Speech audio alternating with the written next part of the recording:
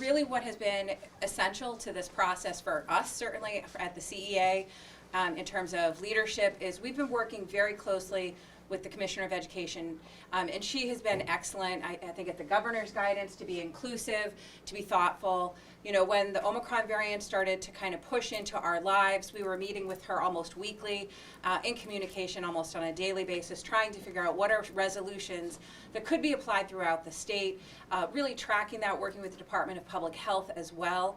I mean, I think we're mindful in this process that we are not public health experts. So we are very strongly taking the lead of those people who are, you know, health experts in the field, which is why when we were told, listen, you need to upgrade the masks, we need to get these tests out, it really started to become a priority.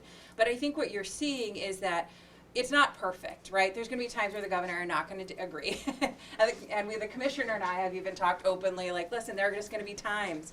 But more often than not, we're looking for that place where everybody gets what they need to be successful. And I think that's really been the driving point as we navigate all sort of the uncertainties, is what do we need to keep schools open, because that is a point of agreement that we have, is that the best thing we can do is to keep staff in schools, to keep schools open, to keep those kiddos in classrooms.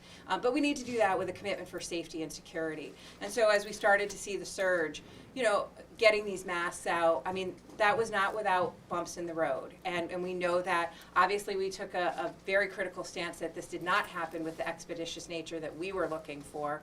And I will also tell you that I'm not going to claim to know where the fault lies there. I know that there is a lot of places in the trajectory of getting things into the buildings, you know, and so we have to just be mindful to prioritize that as the conversations go.